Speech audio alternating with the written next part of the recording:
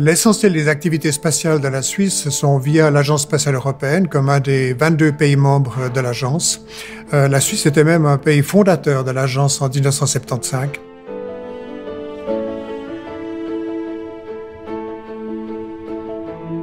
Alors l'ESA veut continuer de jouer un rôle important dans l'exploration de l'espace par des moyens habités, les vols spatiaux habités. La dernière sélection a eu lieu en 2009. 6 astronautes ont été recrutés à cette époque. Il y en a un 7e qui a été rajouté quelques années plus tard. Actuellement, étant donné les activités spatiales européennes, on a besoin de plus d'astronautes de façon à couvrir les besoins, d'une part pour l'utilisation de la Station spatiale internationale pour le bénéfice de l'Europe, et également participer au programme Artemis, qui est un programme de retour à la Lune pour les Américains et d'exploration lunaire pour la première fois pour les Européens.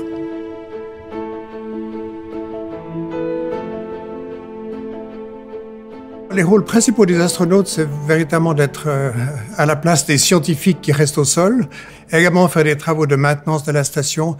Et dans la Station spatiale internationale, si on a un problème de plomberie, il n'y a pas de plombier. Alors c'est les astronautes qui doivent jouer le rôle de plombier. C'est la raison pour laquelle on demande aux astronautes d'être des gens qui savent bricoler, qui savent réparer eux-mêmes les systèmes et non pas compter sur les professionnels pour faire des travaux de réparation, que ce soit à domicile ou dans son laboratoire.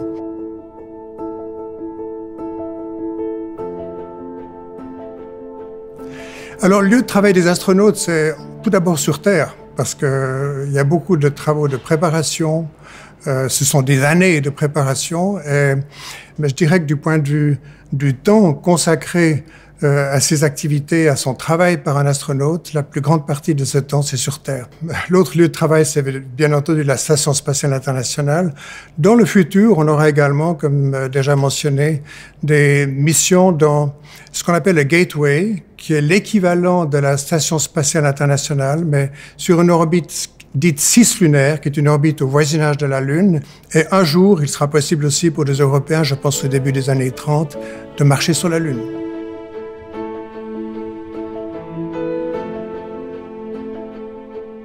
Il y a également beaucoup d'activités de communication. Communication avec des écoliers, avec des étudiants, communication avec le public.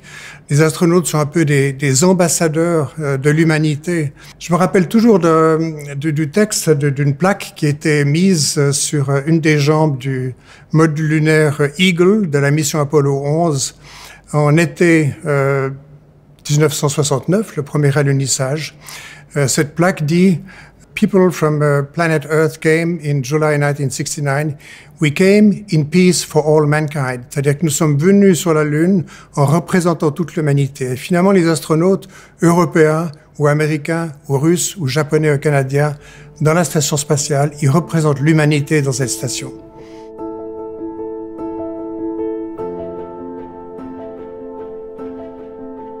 Une des conditions de base pour les astronautes, qu'ils soient européens ou canadiens, japonais, américains ou russes, c'est un diplôme universitaire dans un domaine des sciences ou de l'ingénierie ou de la médecine.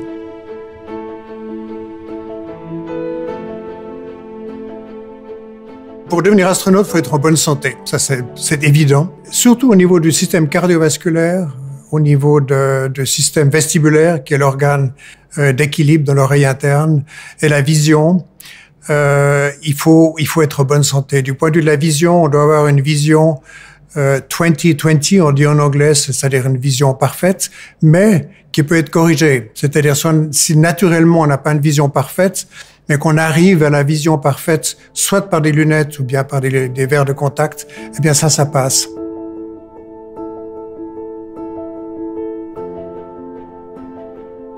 Il est évident que pour la santé du système cardiovasculaire, il faut s'entraîner, il faut faire de la natation, il faut faire du ski, du tennis, pédaler, de la course à pied, de l'alpinisme, disons toutes les activités physiques qui entraînent le système cardiovasculaire. Je dirais que les activités aériennes, les activités de pilote ont été très prisées dans le passé pour la sélection des astronautes. Sur les 6 astronautes qui ont été sélectionnés en 2009, il y en avait 5 qui avaient une expérience de vol en plus de l'expérience universitaire. Mais à la base, il est bon de passer une visite médicale correspondant à ce qui est demandé pour les pilotes privés. C'est international, c'est ce qu'on appelle une visite médicale de classe 2. Pour tous ceux qui ont l'intention de présenter une application pour cette prochaine sélection d'astronautes en Europe, il faudra passer cette visite médicale comme une des conditions de base.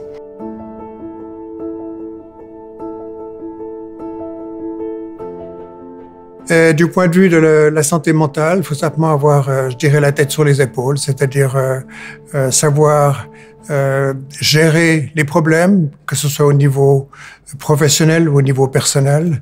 Et puis, il faut avoir la soif d'apprendre, la passion et la volonté d'apprendre. Un médecin doit devenir un peu ingénieur et scientifique. Un scientifique doit devenir un peu médecin et ingénieur. Donc, il est important d'être ouvert sur les autres domaines de connaissances parce que ces autres domaines de connaissances sont nécessaires pour l'accomplissement du travail d'astronaute de façon complète.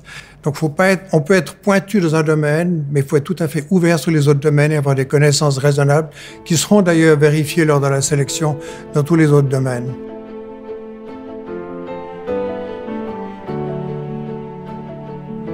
Il faut également être bien adapté au travail en équipe, que ce soit comme leader, comme chef ou comme follower, comme un des membres de l'équipe, toujours avec l'idée d'accomplir une certaine tâche et jouer son rôle en tant que membre de l'équipe pour que l'équipe elle-même arrive au succès. Il faut mettre de côté son ambition personnelle, il faut avoir une certaine modestie également, il faut être humble, il faut servir les objectifs de la mission qui généralement n'ont pas été programmés par l'astronaute lui-même mais par d'autres personnes. Il faut bien comprendre qu'on a cette responsabilité d'accomplir en groupe un objectif, souvent difficile et qui prend du temps.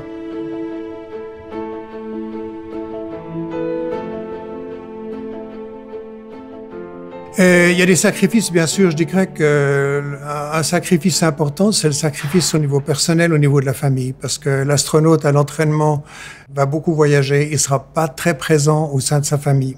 On peut pas faire grand-chose d'autre, il n'y a pas beaucoup de temps pour les loisirs, pour les activités sociales. En tout cas, pendant les derniers mois avant la mission elle-même, c'est un travail pratiquement à 100%, plus que 100% même.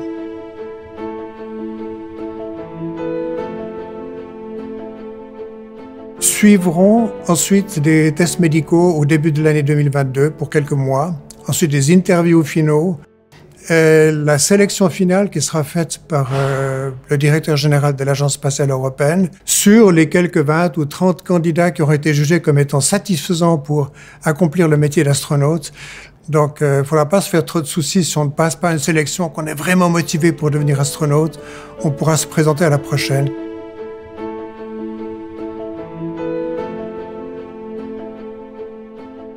Il faut absolument pas se présenter à la sélection avec l'impression qu'on pourrait donner qu'on a envie de quitter son métier et devenir astronaute. Il faut avoir un métier qu'on aime et dans lequel on est performant avec de l'intérêt et de la passion. Pour faire ce métier, il faut être passionné. Il n'y a absolument aucun doute. C'est la passion qui permet de passer par les phases quand même relativement difficiles de l'entraînement, du stress, physique et mentale, des missions spatiales.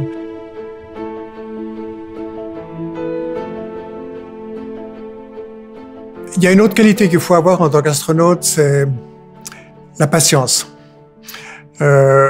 On a souvent l'impression, quand on est devenu un astronaute, que dans les 2-3 années qui vont suivre, on va aller dans l'espace. Mais il faut savoir que on se lance dans un métier où l'objectif, qui est malgré tout d'aller dans l'espace, c'est un objectif qui sera atteint après plusieurs années. Non pas d'attendre véritablement, parce que c'est des périodes pendant lesquelles on s'entraîne, mais il faut apprendre à être patient.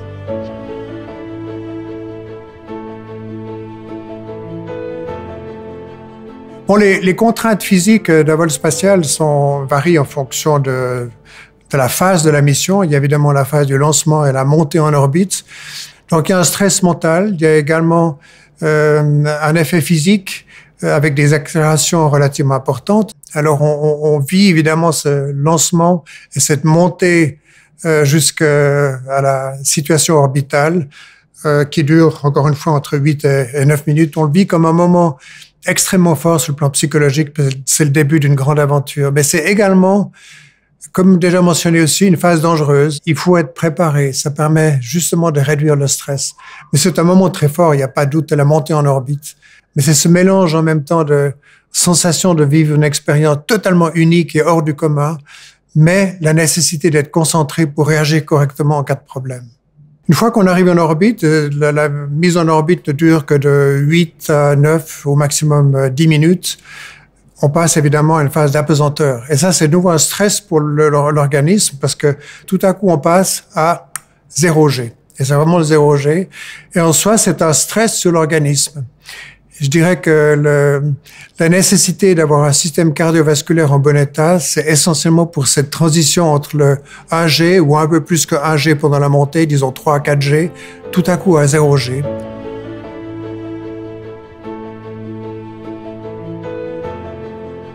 Pour la phase orbitale, il y a évidemment le travail en fonction d'un plan de vol qui a été préparé par l'équipe Sol et on suit ce plan de vol.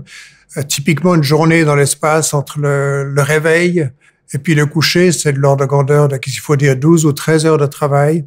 Et la Station spatiale internationale est équipée de ce qu'on appelle la coupole, la cupola, qui est dans la partie basse de la station, qui a un ensemble de vitrages, une vitre vers le nadir, c'est-à-dire vers le bas, et des vitres latérales, qui permet d'avoir une vue absolument extraordinaire de la Terre et du ciel également, si on regarde au-dessus de l'horizon terrestre. Et lorsque les astronautes de la station ont un moment de libre, c'est le cas pendant les week-ends parfois, mais également pendant les journées si l'activité qui était prévue a pu être accomplie dans un temps moindre que ce qui avait été prévu. On va dans la coupole et on a des vues de la Terre qui sont absolument splendides, très très touchantes et impressionnantes. Les couleurs, les passages de survol des océans sur les régions désertiques comme le désert du Sahara sont absolument splendides. Pour moi-même, qui était un astrophysicien, et pour tous ceux qui aiment observer le ciel, c'est vraiment une vision absolument extraordinaire.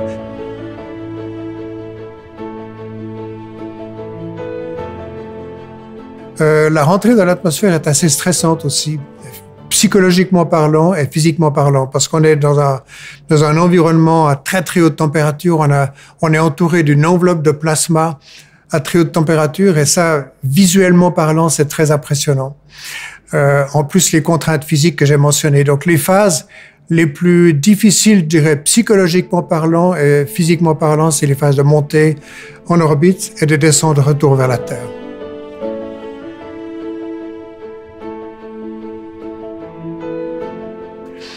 Alors, les vaisseaux spatiaux utilisés dans le passé, ce que j'ai utilisé personnellement, c'était la navette spatiale. La navette était un engin réutilisable avec des ailes qui se posaient sur une piste à la fin de la mission, soit sur une piste à Kennedy Space Center en Floride ou sur un aérodrome de dégagement en Californie à Edwards Air Force Base.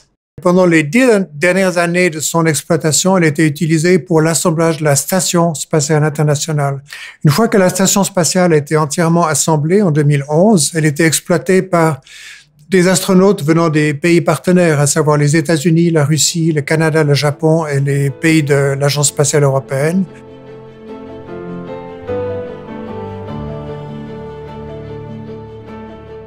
Après des décennies d'exploitation de ce qu'on appelle l'orbite terrestre basse, des orbites situées entre 300-400 km d'altitude au-dessus de la surface de la Terre et de l'ordre de 1000 km d'altitude. Il est question maintenant de quitter l'orbite terrestre basse et de retourner vers la Lune pour les Américains et d'y aller pour la première fois pour les autres partenaires du programme Artemis.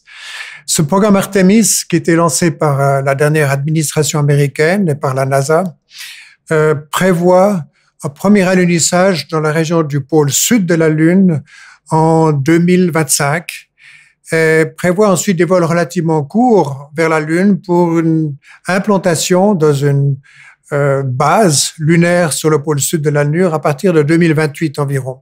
Et il y aura une possibilité pour des Européens également de marcher sur la Lune, probablement à partir du début de la prochaine décennie, au début des années 30.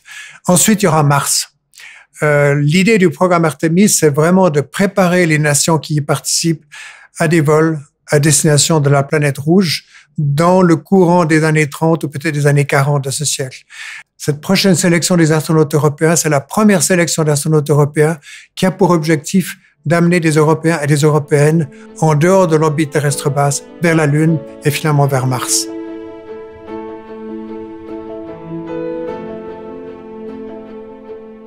Un conseil que j'aimerais donner à tous les candidates et candidats qui vont se présenter à cette sélection, il faut voir cette sélection un peu comme un examen à l'université.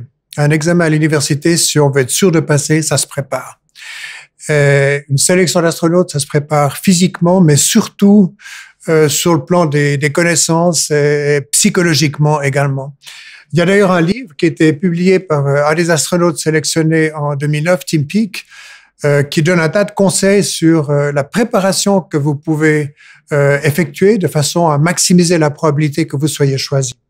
Tim Peake, an Astronaut Selection Textbook. Il y a d'ailleurs un certain nombre de tests, des tests psychologiques, des tests de connaissances, des tests de visualisation spatiale qui sont présentés dans ce livre et qui pourront vous aider.